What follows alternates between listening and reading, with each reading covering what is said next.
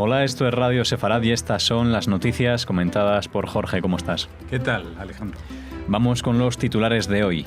Culmina la Conferencia Internacional de París con una tibia declaración pendientes de la nueva administración estadounidense. Netanyahu considera inútil la conferencia y critica el paralelismo entre terrorismo palestino y la construcción de casas en colonias.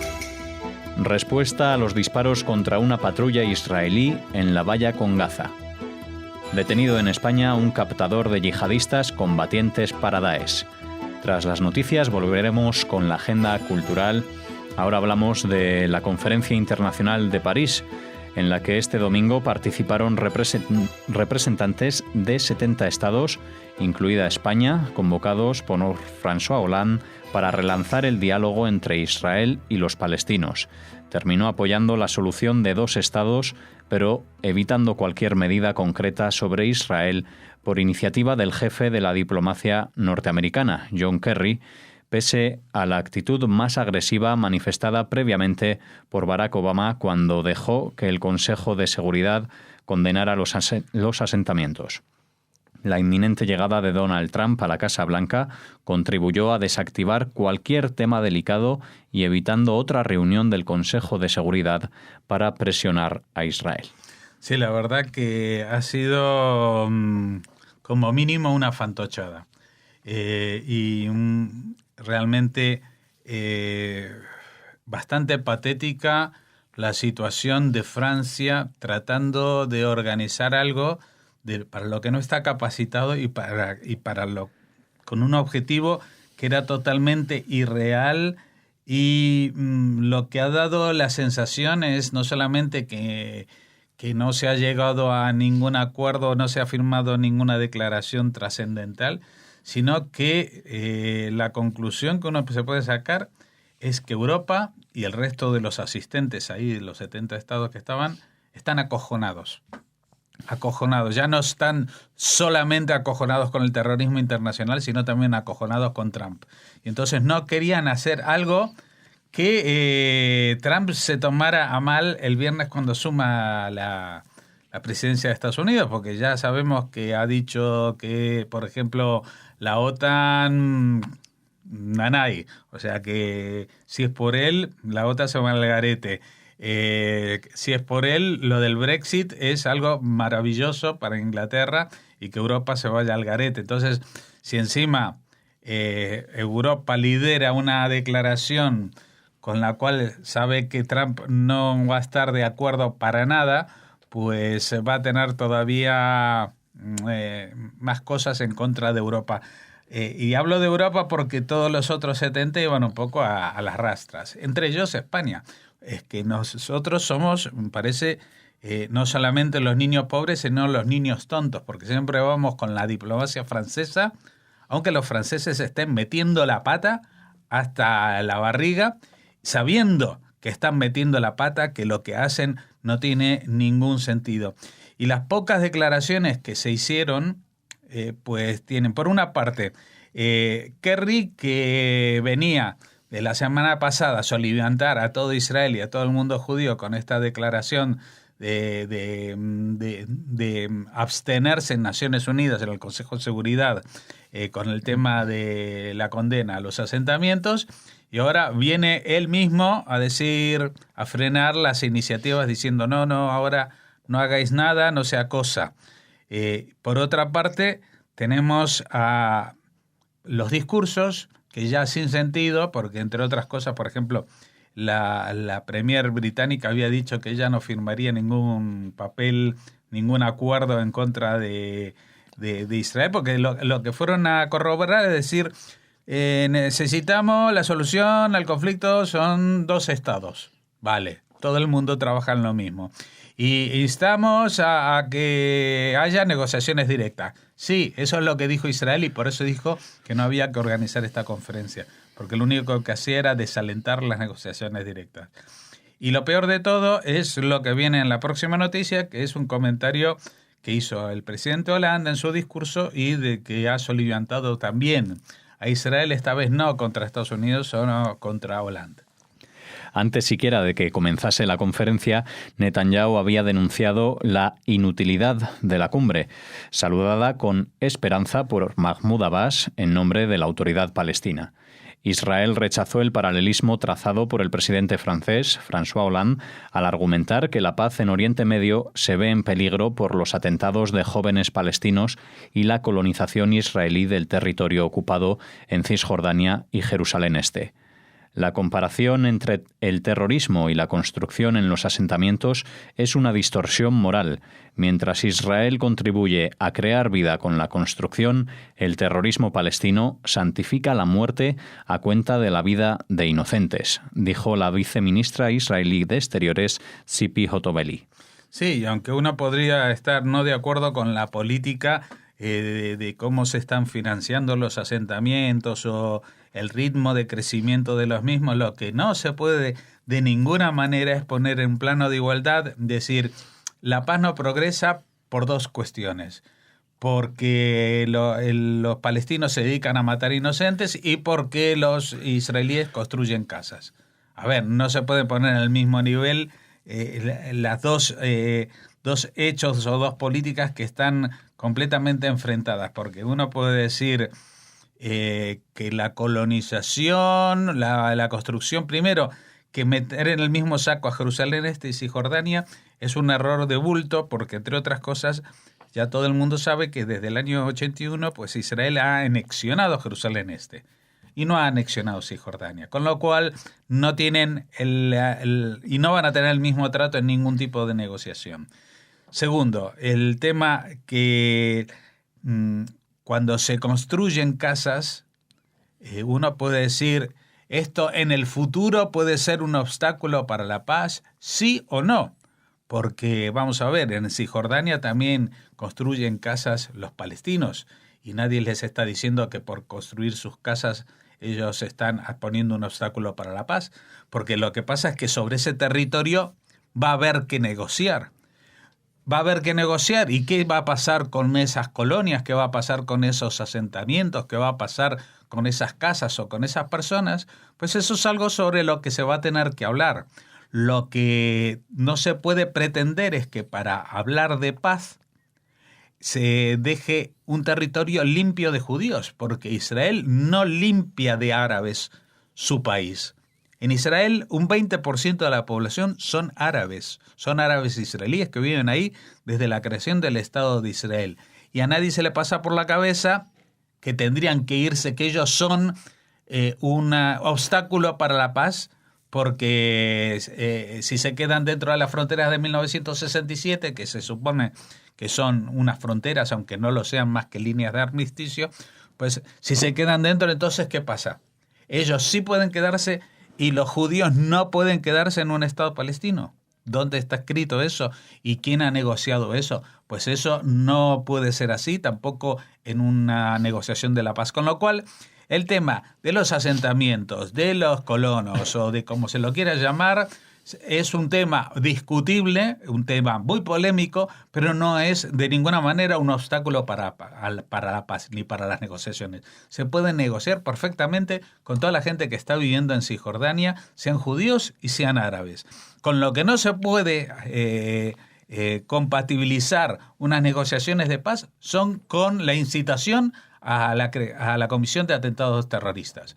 Lo que no puede ser es que la semana pasada haya un atentado con un camión en Jerusalén que atropella, mata a 4 personas, deja heridas a otras 15, y la autoridad palestina, que no es la autoridad que dirige otro Estado, sino que dirige una autonomía dentro de un Estado, se atribuya no solamente la capacidad de no condenar, sino de festejar y glorificar la figura de un asesino. Y a todos estos asesinos, pues, ¿qué pasa luego? Pues que les dan a la familia un montón de dinero para que vivan cómodamente a pesar de las represalias que pueda tomar el Estado israelí, como la demolición de sus viviendas. Seguramente también les dan becas y ayudas económicas familiares para los familiares, para los hijos, para el futuro. Y también les ponen su nombre a las calles y a las plazas, como si esos son los héroes de la resistencia. pero son asesinos, gente que van a matar al primero que se encuentran por la calle. Y eso no es compatible con la paz. Así que cuando se quiere hablar de negociaciones de paz, no se puede poner en el mismo nivel a la gente que mata a cualquiera, bajo cualquier circunstancia. La filosofía del shahid, del mártir, es morir matando, causar el máximo de dolor. No tiene otro objetivo y sabe que eso no va a solucionar nada, simplemente crear dolor. Y los que lo pongan al mismo nivel que la gente que construye casas y que se va a construir, a vivir a una parte que todavía no se sabe de quién va a ser, porque de momento todo ese territorio, todo lo que es Palestina hoy en día considerado internacionalmente y lo que es Israel, sigue siendo Israel, porque nunca hubo un Estado palestino y porque si se va a crear un Estado palestino es solamente, según la ley internacional, cuando Israel, y si Israel acepta partir este territorio y dar una parte de ese territorio a los palestinos para vivir en buena vecindad, pero no es la devolución porque no se lo quitó a ningún Estado. Lo que era Cisjordania, lo que era Gaza, están desligados tanto de Egipto como de Jordania por los tratados de paz. Con lo cual, pues todo eso, de eso hay que hablar, pero para hablar en paz no se pueden poner condiciones y no se puede estar con el cuchillo y el revólver sobre la mesa. Y de esto lo tendría que saber bastante bien el ciudadano español, porque ya recordarán que hasta no hace mucho había aquí una banda de terroristas asesinos que querían negociar poniendo las pistolas y las bombas y los muertos sobre la mesa. Y eso no se puede hacer de esa manera. Se puede negociar soluciones políticas, se puede hablar de la paz y incluso de la subdivisión en dos estados, pero nunca bajo la amenaza y el chantaje del terrorismo. Tropas del ejército israelí que realizaban trabajos de rutina junto a la valla de seguridad en la frontera con Gaza fueron atacadas con armas de fuego, provocando daños a un vehículo de ingeniería militar sin que se registraran heridos. En respuesta, un tanque israelí bombardeó una posición del grupo terrorista islámico Hamás en el sur de la Franja de Gaza. Ningún grupo se atribuyó la responsabilidad del ataque. Según el Ministerio del Interior de Hamás, el puesto destruido se encontraba al este de Rafia, en el sur de Gaza. Bueno, esto es un incidente. Uno dice, alguien se pone a disparar contra y los israelíes que están arreglando ahí la valla. Un grupo que a nadie se atribuye la responsabilidad, pero vamos a ver, eso lo puede decir Chequia o lo puede decir Finlandia o lo puede decir incluso Ecuador, pero lo que no puede decirlo es la gente de la Franja de Gaza, porque ahí no se mueve una mosca si no es con el permiso de Hamás, y Hamás sabe todo lo que pasa porque todo lo que pasa lo hace Hamás, lo controla Hamás y lo gestiona Hamás, con lo cual este es otro ataque de Hamás y están haciendo ataques de bajísima intensidad en comparación a lo que pasaba hace 3 años, cuando prácticamente todos los días se disparaban misiles contra territorio civil israelí, pero eso no quita que sea un incidente que atacan a tropas israelíes, provocan una respuesta y, por supuesto, hace las glorias de la prensa internacional, que lo primero que ponen en el sujeto es tropas israelíes atacan.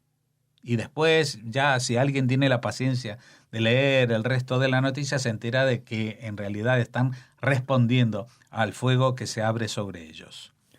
La policía española ha detenido este lunes en San Sebastián a una persona de nacionalidad marroquí y residente en España que lideraba una célula terrorista dedicada a la captación y envío de combatientes extranjeros a la zona de conflicto sirio-iraquí para su integración en las filas de la organización terrorista Daesh.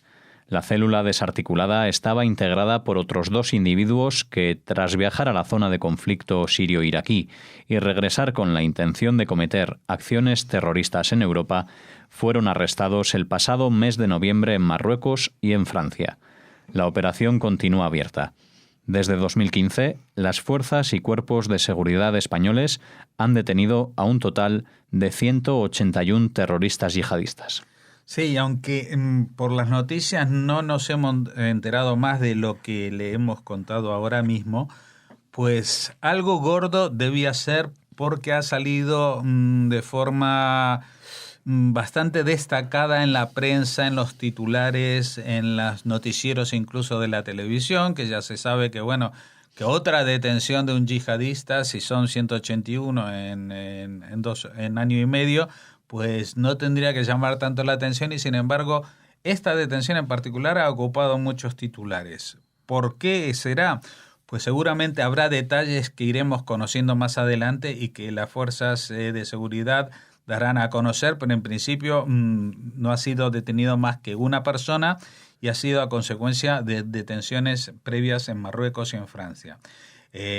Con lo cual, mi suposición es que esta persona no solamente es de estos que tenían un perfil en Facebook, un perfil falso, o que miraban Internet, sino que tenía una infraestructura muy organizada, muy montada y muy operativa, con estas dos personas que ya habían llegado, gracias a él, a las zonas de conflicto y se habían, recibido esta instrucción militar en Turquía con la intención de regresar a Europa. Y fíjate, porque el problema no está solamente en que entren en la zona sirio-iraquí, en la zona dominada por Daesh, sino que en las estribaciones, por decirlo así.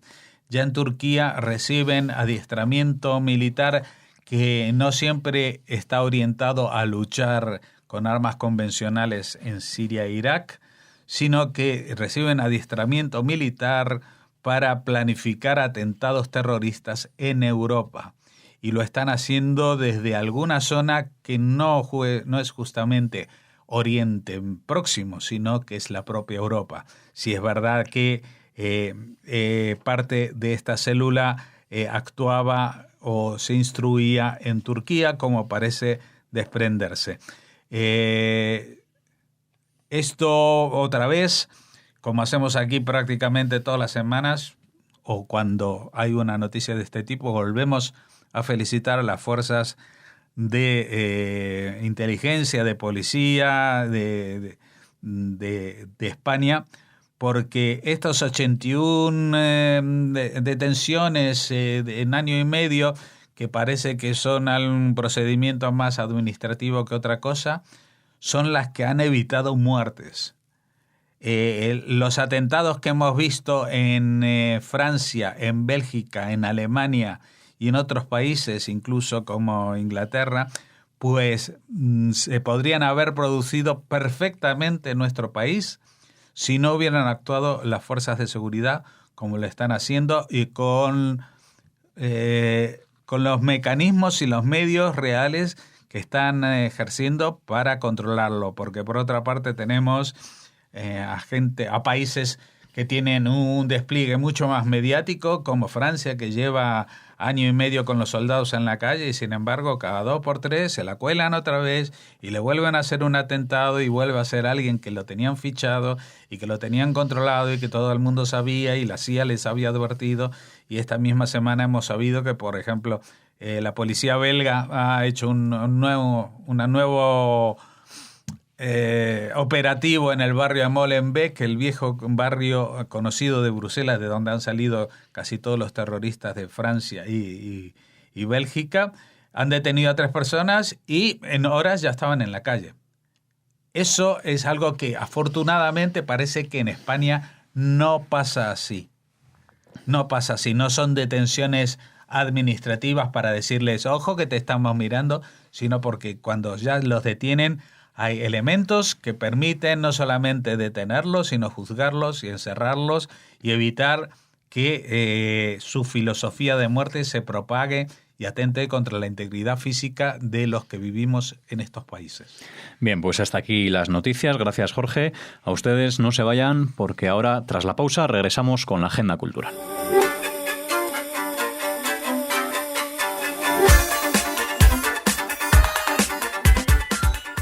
Bueno, regresamos ya con la agenda cultural y damos la bienvenida a Raquel. ¿Qué tal? Muy bien, hola Alex. Hola a nuestros oyentes. Hola a todos de nuevo. Y bueno, cuéntanos, ¿qué nos traes para hoy? Pues nos estamos acercando ya al 27 de enero, ya saben, el Día de Memoria del Holocausto y Prevención de los Crímenes contra la Humanidad, y casi todas las convocatorias o previsiones que les vamos a ofrecer en estos días van a estar vinculadas a este día de recuerdo y conmemoración. Bueno, giran en torno a esta fecha tan señalada en el calendario. Cuéntanos, ¿con qué empezamos? Pues mira, empezamos viajando a tu tierra, a Bilbao. Ah, muy bien. Para hablarles de una obra de teatro muy interesante que se presenta en el maravilloso Teatro Arriaga. Sí, ahí junto a la ría. Exacto, que es precioso. Es un sitio maravilloso, perfecto para que se represente por Vaivén Producciones Último tren a Treblinka. Esta pieza de teatro está ambientada en la Varsovia de 1942, en la que el doctor y pedagogo Janusz Korczak y su colaboradora Stefania Wisniewska crearon un orfanato para 200 niños judíos. No solo crearon este orfanato, sino que, como saben seguro la mayoría de nuestros oyentes, acompañaron a sus pequeños, a los niños, en el tren, en el viaje a Treblinka. O sea que se sacrificaron hasta el final por estos niños. Vaivén Producciones pone, como les decimos, en escena este Último tren a Treblinka, una obra que se presenta tanto en castellano como en euskera. Es una idea original de Ana Pimenta y cuenta con el texto de Pacho Tellería y la dirección escénica de Mireia Gabilondo. Los espectadores estarán apostados en camas literas y vivirán el último día en el orfanato y serán testigos del momento en el que reciben la más cruel de las noticias. Deben dirigirse al tren que les conducirá a las cámaras de gas del campo de concentración de Treblinka. Esto lo saben los adultos, claro, los niños no. Donde los nazis habían exterminado ya a cientos de miles de seres humanos. Con el espectáculo se quiere rendir homenaje a estos niños, a estas víctimas, y recordar a Janusz Korczak, este ser excepcional que luchó hasta la muerte por dignificar la vida de los niños. Así que nada, les damos la cita concreta, es en el Teatro Arriaga, como ya habíamos comentado, el 17 de enero a las 8 de la tarde. Así que si nos escuchan desde el País Vasco o se pueden acercar, pues ¿Es una ese día magnífica... y que se hacen dos pases, uno en euskera y otro en castellano? La verdad, no lo especifican. Imagino que serán varios los pases que se ofrezcan y que se irán intercalando los dos idiomas. Bueno. O aparecerán subtítulos dependiendo de la versión. Bueno, la verdad sea que no como lo sea, sé. esa cita en el calendario para... Intentaremos hablar con los responsables de este Último tren a Treblinka para que nos aclaren esa cuestión y otras. Perfecto, pues muy bien. ¿Qué más nos trae Raquel? Pues seguimos hablando de conmemoración de este día del 27 de enero y en concreto nos trasladamos a la 22ª temporada de la Orquesta de Cámara del Auditorio de Zaragoza, del Grupo Enigma, que comienza este lunes 16 de enero con un programa dedicado a los compositores del Holocausto. El primer concierto tendrá lugar a las 8 de la tarde este lunes en la sala Luis Galve de este auditorio zaragozano. Las entradas, la verdad es que tienen un precio muy asequible, cuestan 8 euros y el abono de la temporada solo 25. Bueno, o sea pues que los amantes de la música están sin duda, tienen de enhorabuena suerte. total, porque bueno, es una gran oportunidad. Les ofrecemos detalles de este programa. Reúne obras y compositores que vivieron la decadencia y desaparición de la cultura centroeuropea del primer tercio del pasado siglo, en particular de aquella que tenía como epicentro a la Imperial Viena. Esto han comentado desde esta Orquesta de Cámara del Auditorio de Zaragoza. Los compositores que protagonizan el concierto fueron confinados en el gueto de Terezin, donde murieron de inanición, como es el caso de Rudolf Karel, alumno de Borak, o desde donde fueron conducidos a Auschwitz para ser asesinados en la cámara de gas, como por ejemplo le pasó a Hans Krasa, discípulo de Zenlinsky, y a Pavel Haas, discípulo de Jan Anek. Otros fueron derivados a un campo de trabajo, como Gideon Klein, donde el compositor, discípulo de Aloha Abba, murió en circunstancias no aclaradas. Todo el programa pretende ser un homenaje a la memoria de estos compositores y una denuncia del fanatismo y la intolerancia. Bueno, pues homenaje a estos compositores, en esta ocasión en Zaragoza. Nos trasladamos desde Bilbao, desde el Teatro Arriaga, Y finalizamos, Raquel. Finalizamos en Badajoz, en una exposición de fotografía también, solo con decirles el título, se titula Auschwitz Nunca Más y son fotografías del artista brasileño Marçal Mateus, en las que muestra su mirada sobre los campos nazis a través de detalles, objetos y paisajes que hablan por sí mismos. La muestra de este fotógrafo brasileño afincado en Badajoz ofrece imágenes en blanco y negro de los campos de Auschwitz, Birkenau, Majdanek, Belzec y Sobibor. La exposición se inaugura este 16 de enero, estará presente hasta el 31 en la sala de ámbito cultural del Corte Inglés de Badajoz. Y bueno, es un lugar quizá no habitual para este tipo de exposiciones, pero desde luego muy accesible para, público, claro, para duda, todos los que quieran verla. Las personas pasarán por allí y siempre pueden llamar su curiosidad. Claro. Y claro, coincide con la conmemoración del 72 aniversario de la llegada de los rusos a Auschwitz y se muestra junto a un vídeo que se proyecta en la sala con imágenes y testimonios de supervivientes.